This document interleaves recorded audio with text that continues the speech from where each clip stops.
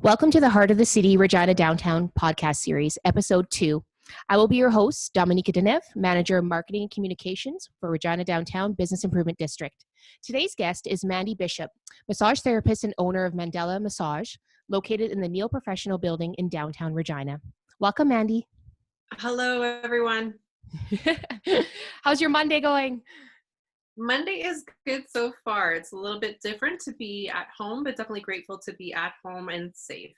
True, right? It's been cold. This past weekend was really chilly, so it's been good to stay inside. Sure. Awesome. Okay, well, why don't we kick things off with a short little introduction about your history as a massage therapist? Great idea. So my name is Mandy Bishop. I'm the owner of Mandala Massage. I have been a massage therapist since 2014, and I'm also in my third year of study in kinesiology at the University of Regina. I specialize in chronic pain and injury recovery in my massage therapy practice, and I've also practiced a neurologically based modality since 2017 called Rapid Neurofascial Reset. I've always felt drawn to help others, which is what led me to my career in massage therapy and further studies in kinesiology. Oh, wow. This is wonderful. And for approximately how long have you been one of our downtown members? So I took possession of my clinic space in downtown Regina on December 1st, 2019. But previous to that, I was located in the warehouse district since 2018. So not too far away. Oh, great. Yeah, our little sister district. Yeah, Warehouse. district for sure. Yeah, exactly.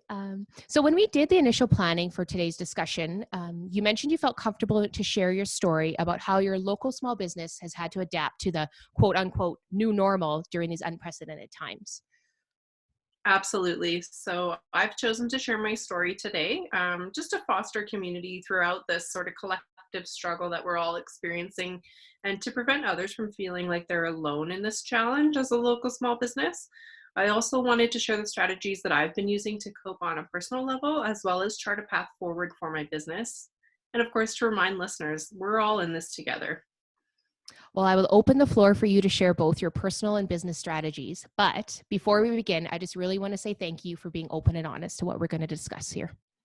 Well, thanks so much, Dominika. I really appreciate that. So before the COVID-19 crisis, I was quite busy. I have a client base of about 600. I had 2 employees and a new clinic space recently renovated. Prior to March 15th, of course, I was aware of the COVID-19 outbreaks abroad, and I was monitoring the news releases from what's called the Johns Hopkins University of Medicine. They do have a global tracking system of COVID-19 outbreaks, and they are compiling research internationally. This is a great resource. If you're interested, their website is coronavirus.jhu.edu. However, I do feel it's important to keep in touch with where we're at in terms of the pandemic locally, and follow the news releases from the government of Saskatchewan at saskatchewan.ca.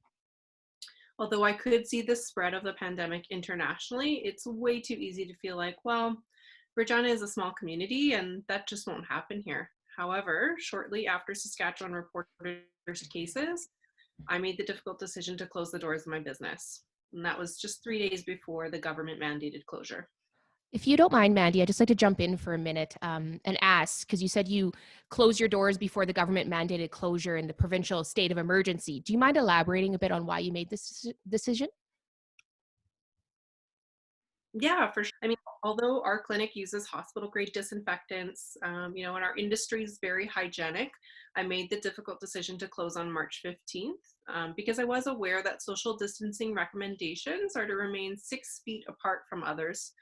And it was apparent that I and my staff would not be able to do our work while observing social distancing. Like, it's just not possible to provide massage therapy while being 2 meters away from someone. It was kind of a precautionary measure. I wanted to make sure that I was doing my due diligence. And then 3 days later, on March 18th, all non-essential businesses were mandated to close by the provincial government. Of course, massage therapy being one of them, and the province declared a state of emergency. So, I mean, as a business owner, of course, that was a difficult decision to make, to voluntarily close, and especially in an industry that relies on in-person service to generate revenue. In my case, of course, I knew I would suffer financially, but that morally, this was the right decision to keep my clients, my staff, and myself as safe as possible. It was also the right moral decision to try and protect our community by reducing the potential for spread of the virus.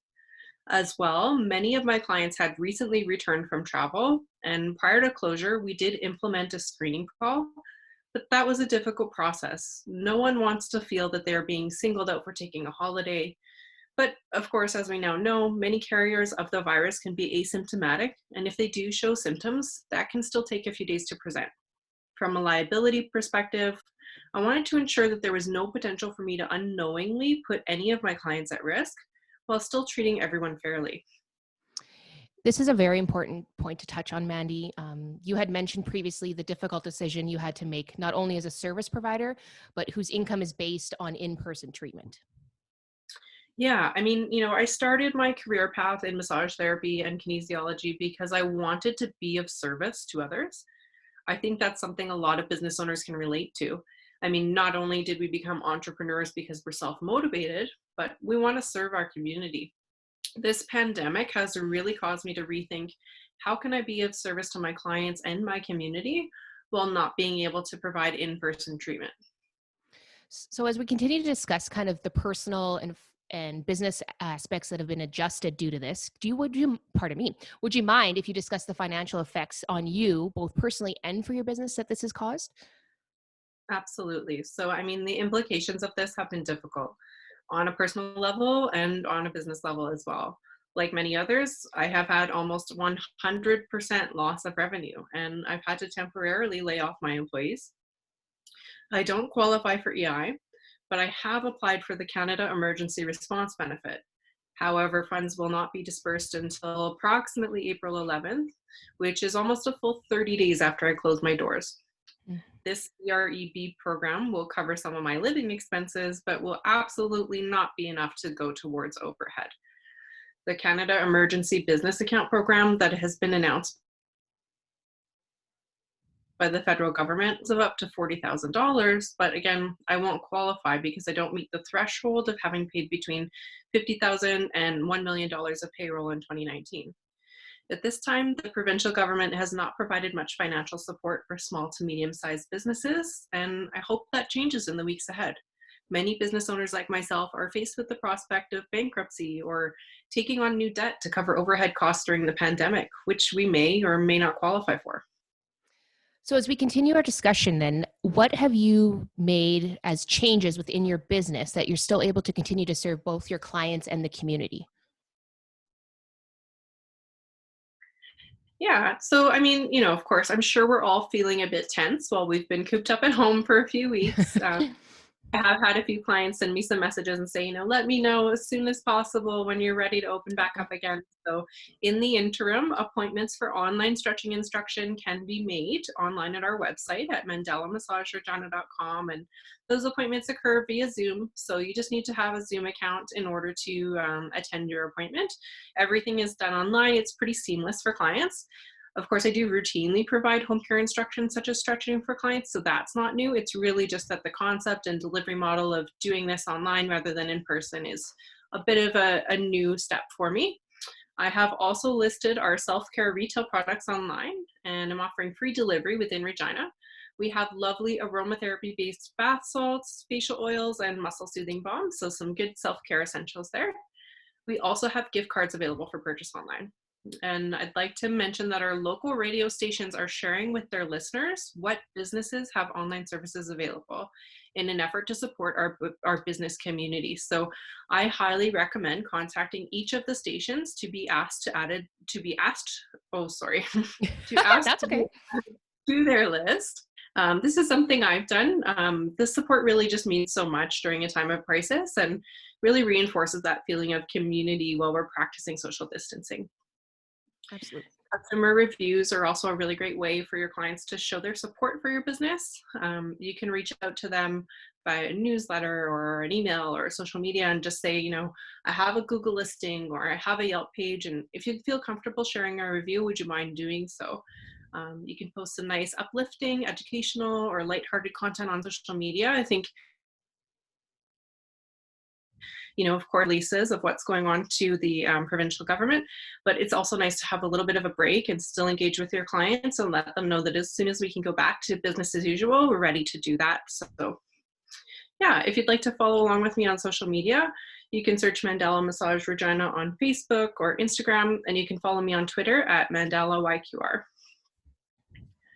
This pandemic has also inspired me to pursue a few projects I've had on the back burner, including a YouTube channel to share what I've learned in manual therapy and kinesiology over the years. So you can follow along with me on YouTube at Mandala Massage Regina.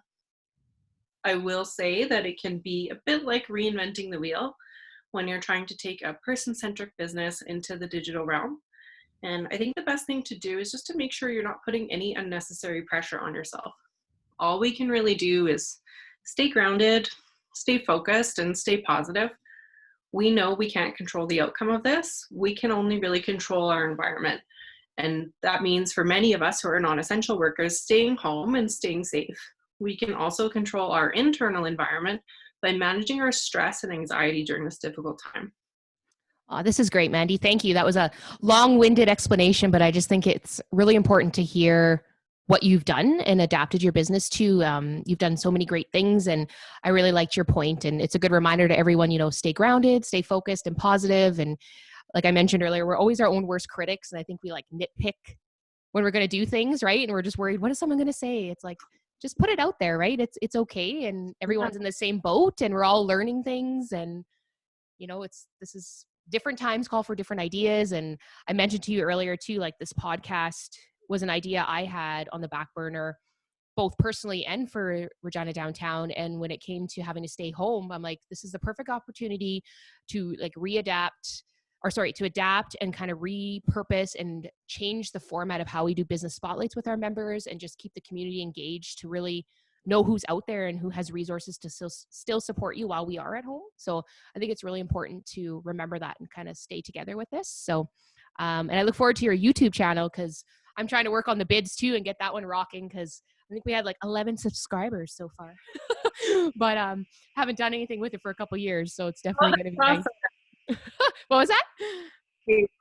That's 11 more than me at this point. And yeah, it's such a wonderful way to stay connected. I mean, at least at this point in time, we have social media and we can stay connected despite the circumstances. And I think that that's so important. So today has been a big share, and I thank you all for listening to my story. Yes, thank you, Mandy. I just want to add too, before I miss putting it in here, but you mentioned different places like the radio where people can put their information to get kind of the whole community to know about them. There's also Aiden Creative has created a website. We partnered with them too and we're providing information about our members, but it's www.covid19regina.com. So it's a local information in one spot. So throughout Regina, anyone can go there. You can go on their website and input your comments about what your business is currently doing. So I just want to make sure to share that before I forget. So I think it's a really handy tool. And again, thank you, Mandy, for sharing your story with us today. As we end this episode, is there anything else you'd like to add, or is there any additional information you'd like to share with the listeners? They may also be visiting our YouTube. We'll say visitors and listeners to find out more. If you just want to remind them after what your social media platforms are and your YouTube channel, we can do that at the end. But if there's anything else you want to add. Sure. So again, thanks everyone for listening to the podcast. I'd like to guide you through a breathwork practice to help you feel calm and collected. Exciting. So yeah, this is just a way to manage your stress, manage your anxiety, if that is how you're feeling, and just sort of get you grounded. So to get started, I'd like everyone to close your eyes. Make sure that you're seated comfortably, and I want you to take 5 deep breaths. Count to 5 on the inhale, pause, and count to 5 on the exhale. So we'll do this all together. Go at your own pace, don't rush. So inhale, 1, 2, 3, 4, 5, pause, and exhale, 1, 2, 3, 4, 5. And again, inhale, 1, 2, 3, 4, 5. Pause. 1, 2, 3, 4, 5. Keep going at your own pace until you've completed 5 breaths in and 5 breaths out. Don't rush, go slow. We'll wait for you.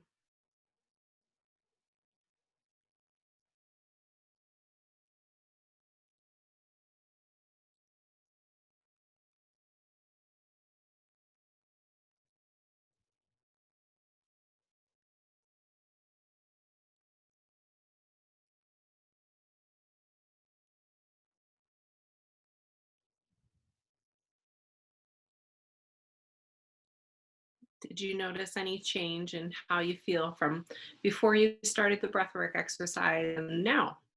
So that's kind of just a little self check to do if you're feeling stressed or you're feeling overwhelmed. It's a good way to just sort of bring things back down to homeostasis, keep yourself calm, and just keep on with your day. So, I will be posting a YouTube video this week about polyvagal theory.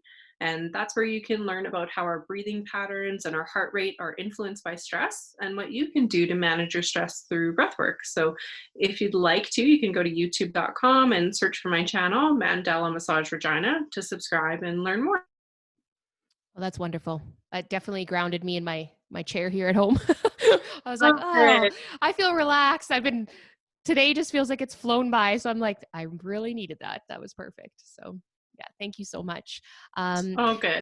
yes. And I just want to, let everyone know it's super exciting. Mandy has agreed to kind of come back on the podcast and return with us on a weekly or bi-weekly kind of self-care, and share some strategies she has and some tips just to kind of get us through these times. So I welcome her to our podcast as a reoccurring guest. So I'm super excited for that. And again, like I said, if you have anything else you'd want to remind us about, or if you just want to kind of give us your social media platforms one more time, and then we'll kind of end our episode here today.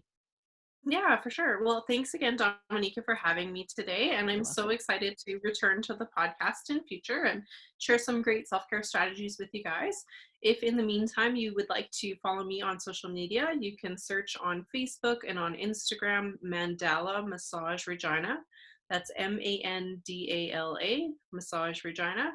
Of course, on YouTube, same thing. And then on Twitter, it's just Mandala YQR. To finish off on a positive note, I'll leave you guys with a quote from the 14th Dalai Lama for Wellness Wednesday. Tragedy should be utilized as a source of strength. No matter what sort of difficulties, how painful experience is, if we lose our hope, that's our real disaster. I have hope and faith in our community and that we'll overcome this pandemic together. Thanks again for having me today, Dominica, and you guys for joining us today. I hope you all have a wonderful day.